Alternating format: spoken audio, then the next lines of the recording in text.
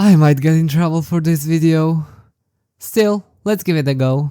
I always find great interest in game balance aspects. It's really not an easy task to make a game feel fun, challenging and fair, especially since different people will have different expectations. There's people who prefer casual playstyle while others prefer more demanding challenges. I guess that's why so many games implement difficulty levels.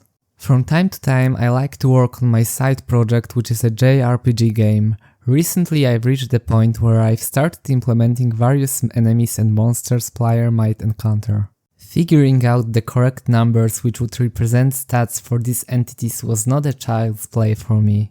That's why I've decided to case study several games and see monster power curves. One of the games I've decided to analyze was For the King. It's a roguelike tabletop RPG which can be played online cooperatively with up to 3 people in a single session. However, in my opinion, the co-op aspect of it suffers from a curse problem mentioned in GDC talk by Alex Jeffy, so some people might actually prefer to play it in a single player mode. That being said, For the King consists of several game modes called adventures. In the main adventure named after the game title, we draft up to 3 characters to battle chaos while solving King's murder mystery. It's a turn-based game and each character moves separately during his or her turn. Similarly, during combat, each character performs an action individually in order based on initiative bar. During battle, several monster stats are displayed at the upper part of the screen. Data include level, creature name, hit points, physical armor, magical armor, immunities and special skills. So what I've decided to do was collect this data in some sort of spreadsheet or database, but since I'm a software engineer, I've decided to create software which would help me achieve this goal. My first idea was to create an image processing tool which would analyze monster data from the image and output processed results into database. This approach seemed promising to me at first, since monster data is presented at roughly the same coordinates, meaning cropping the right region for optical character recognition was fairly easy. Without any further thinking, I've decided to pick the right tools for the task. I've chosen Python as my programming language, OpenCV as my image processing library, Tesseract for optical character recognition and SQLite for database. So I started coding and came up with the following solution. The first step in my image processing tool is figuring out how many enemies are present in the combat. This is important since depending on enemies count, monster data is presented on different x-axes, creating distinct region of interests. However, figuring out the enemies count isn't as trivial as some of you may think. In order to do that, I've cropped upper part of the input image. Next, on that cropped image I applied white color mask so the output image will contain only white pixels. Then I applied dilation on the image to make characters more distinguishable. Afterwards, I used OCR to extract monster names from given image. Tesseract returns extracted data in dictionary format. The most important information from this dictionary is what text has been extracted, its coordinates and how confident Tesseract is about given text. It is crucial for any OCR program to pre-process an image as much as possible to make character recognition task easier. Finally, I include only the results with confidence value greater than specified, concatenate the words close to each other, and assume monster count based on number of words in concatenated list. Based on enemies count, I create a list of cropped images representing region of interest. Then again, depending on enemies count, I crop the image even further to grab HP areas.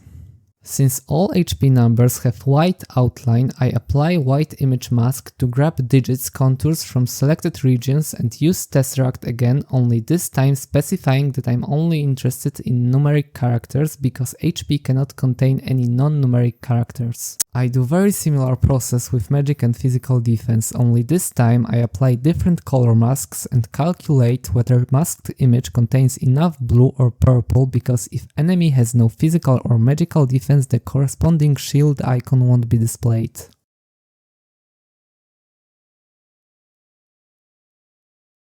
Now, in order to make collecting images simpler, I've decided to create a keyboard listener which upon pressing certain hotkeys would create a screenshot and save it into a custom directory.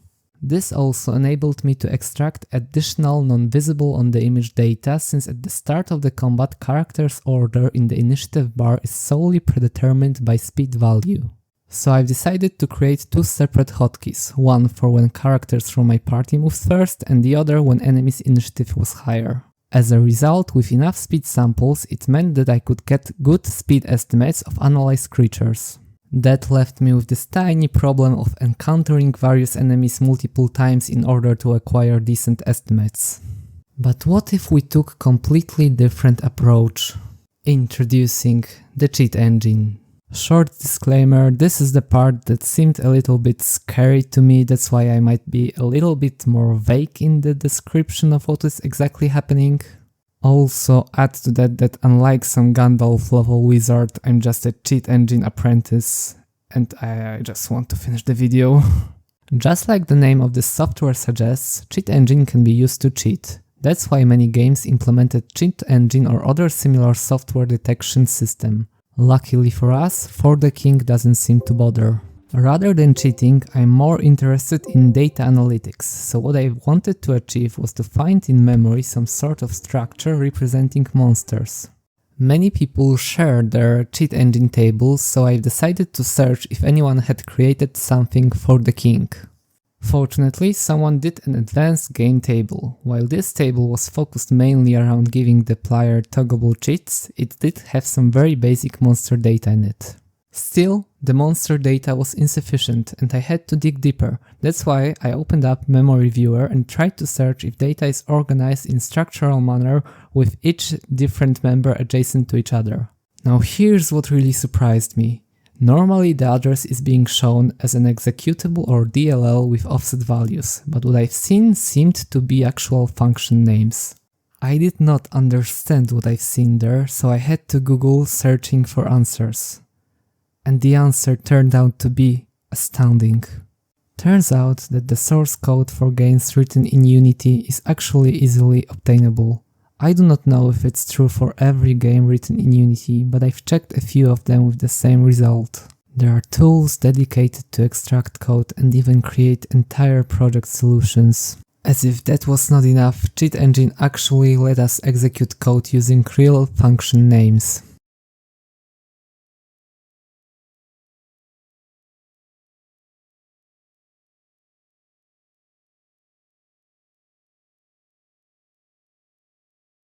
With that in mind, all I've needed to do was write a simple Lua script which iterates over creature constructor instances and grab all interesting data from there.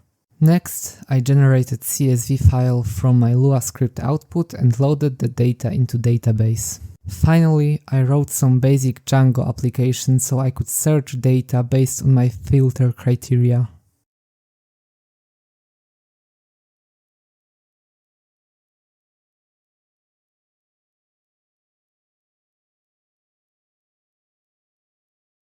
So it seems I achieved my goal, but more importantly, I've learned many things along the way. The main goal of this video is to share knowledge I acquired. Be extra careful with your source code and choose your programming language and tools wisely. If I were to create some sort of complex algorithm in my code which might greatly increase enjoyment players would find in my game, I certainly would not want it to be easily accessible by anyone who bought my game. Thanks for watching. Take care.